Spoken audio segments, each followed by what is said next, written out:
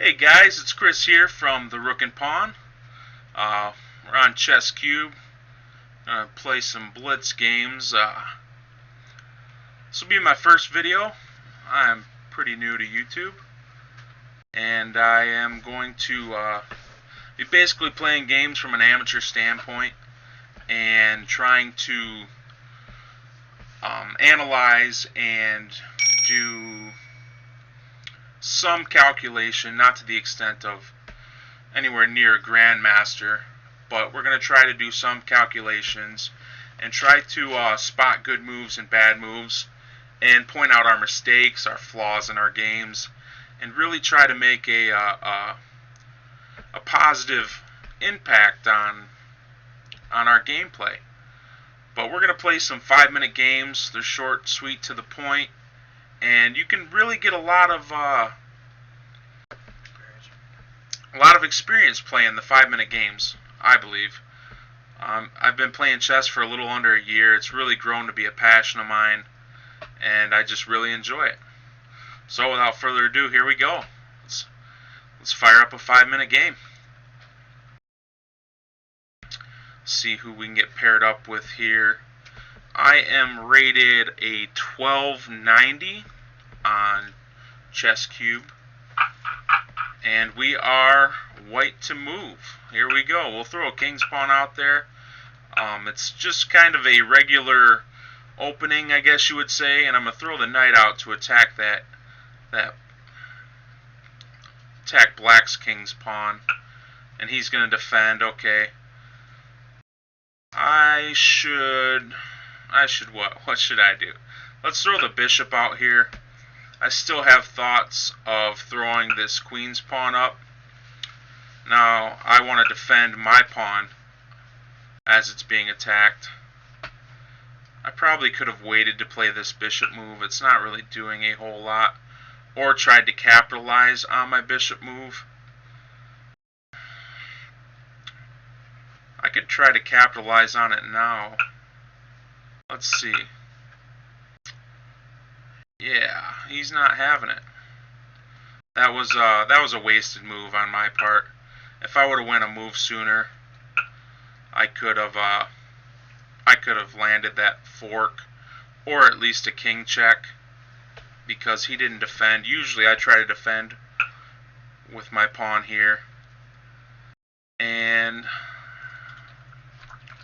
I'm gonna let him exchange, and that will give me some play on this half open file for my rook. So if I can get some play on that file, that'll really open up some chances for me. We'll take that guy, and then I could probably put my knight here. Oh, he's got 2 pieces on it. Well, that pawn's gone.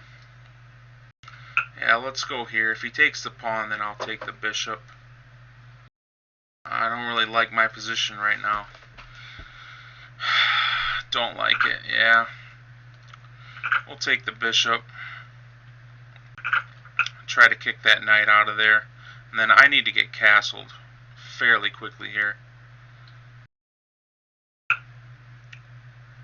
Okay.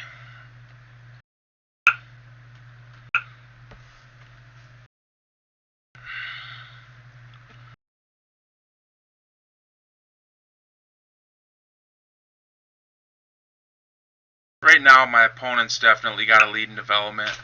I want to get developed rather quickly. Let's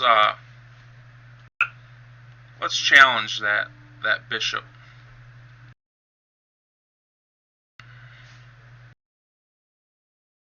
That bishop right now, it's pinning his queen. And now this file's opened up for my rook. So, yeah, he had to get out of that pin.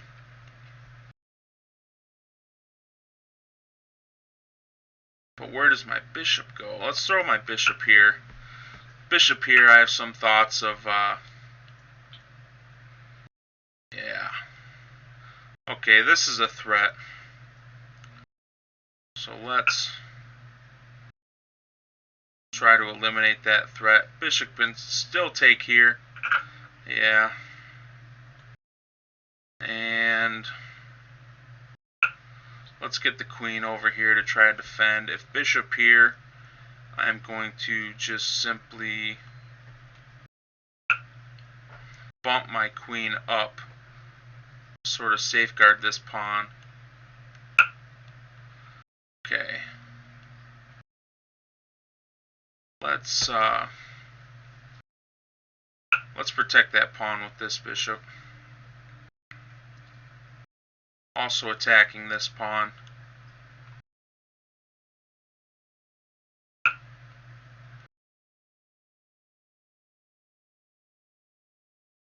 Let's trade rooks. And now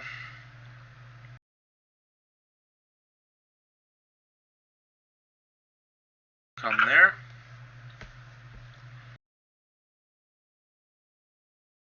If rook here, I'm just going to simply bump my king here.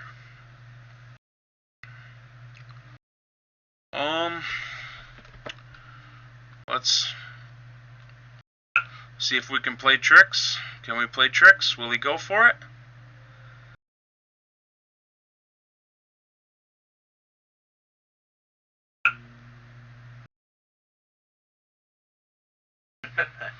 Nope, not a fan. Not going for it. So what did that make available to us? Rook here. I'm really trying to eliminate some of this pressure on my king side. These pawns are evening out these pawns. So this queen side, there's not a whole lot happening over here at the moment.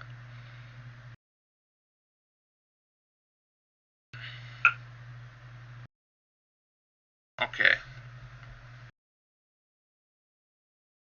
Okay, this could be bad for black. This could be real bad for black. Right now, I could take this. I could take his rook with double check. He would be in check by the rook, who's protected by my queen, as well as checked by the bishop. Yeah, he kind of had to take there. And now that's mate. Wow, good game. Good game. Unlock some stuff. Good game. And sorry, Omega Kent. Sorry, Omega Kent. We're gonna do a quick review and go over the game real quick. Had the king's pawn opening. Bishop here. When he brought that knight out, I had to defend, so I brought my knight out to protect that pawn. And when he brought that bishop out, I really should have just threw my knight in. I guess there wasn't an opportunity. Yeah, because that's what I tried. Yeah, so there wasn't an opportunity to even attempt to go for that sneaky move. Yeah, that wouldn't have worked. So that was just a wasted move by me, and it really came back to bite me later. I could have been way better developed. Yeah. So my knight's just playing games. At this point, I wasted 2 moves. That's terrible. Pawn push. He's opening up this lane to pin my knight. I don't like my knights being pinned. I don't know about you guys. Some people may not care because the queen's protecting it. I'm not a fan of pins. You can have that. I'm not a fan. And here, the reason I didn't take the bishop, if bishop takes bishop, this pawn comes here. And what that does is that really opens up that file for that rook. Now, it doesn't look like that rook's going to be going anywhere right now, but later in the game, that open file for that rook is going to be really, really important on that king side. So what I did was I still accepted the trade, but if he wants to trade off my light squared bishop, I am going to get this file. So they say your light squared bishop's better on white and your dark squared bishop's your best on black. That's I'm not really sure why that is. If anybody would like to comment, let me know why that is. I'd love to know. But the definite advantage of the trade, I would prefer. Neither one of us wanted to trade at this point. You see, he wanted to attack the piece more, but he wanted to keep that bishop pair. But that was okay. I'm still okay with trading knight for bishop and opening up my A file.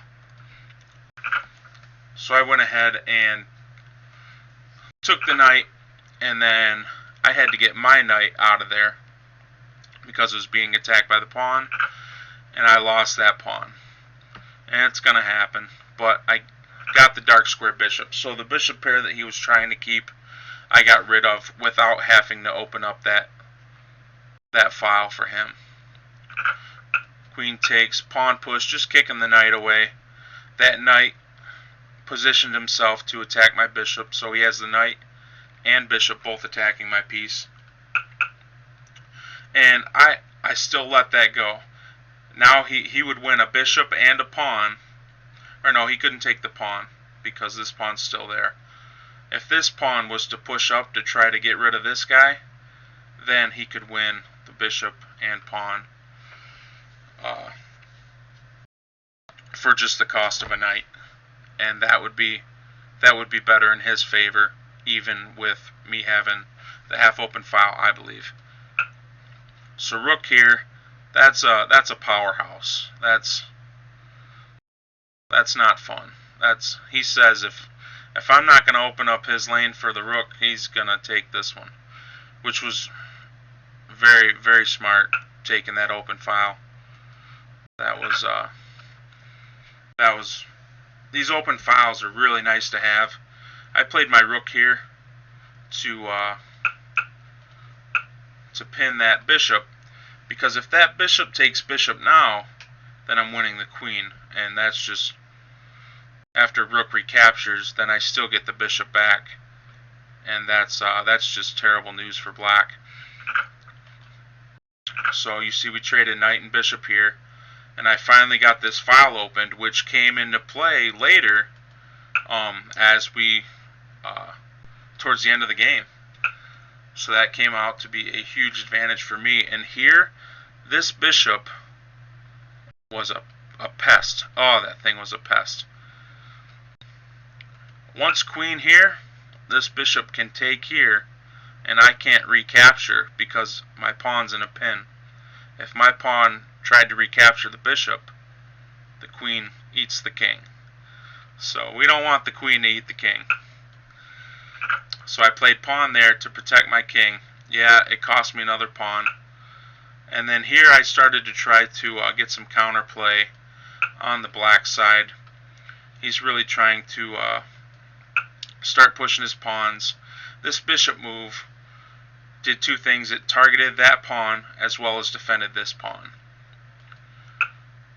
So once this lane opened up, then there was nothing else to attack, but I still needed that defender in case he wanted to come perhaps rook lift and just power through on that pawn.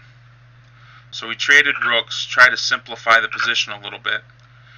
So we traded rooks and I won a pawn. So for me that was a benefit, trying to get rid of some of these guys and even out our queen side of the board. Queen there, that looks tasty. That looks real tasty. That rook really wanted to eat this queen. But rook eats queen. Rook here to a8 is leading to mate. Rook there. The king can't go anywhere. Bishop has to block. Rook eats the bishop, and that's mate. So he did a good job catching that. That was kind of just a tricky move. It could look like a mouse slip or just a free piece, but he definitely caught that. Good job to him. And here, I just wanted to crash through and start making some counterplay. And with king here, that was just bad news, because dark square bishop here, that sealed the deal. Now I have two pieces defending this rook. So rook takes, queen takes, and queen takes with check, and that's bad news. If I didn't move the bishop there, if rook takes, I can't recapture with the queen, because then the king eats the queen, and that's no good. So we played bishop there to give two supporters to that rook, and the rook captured anyway, captured with check. The king only has one square to move to. He can't move here or here because he's in check, so he only had this square to go to. And then bringing the queen to that position, protected by the bishop, resulted in checkmate. So great game, a lot of fun.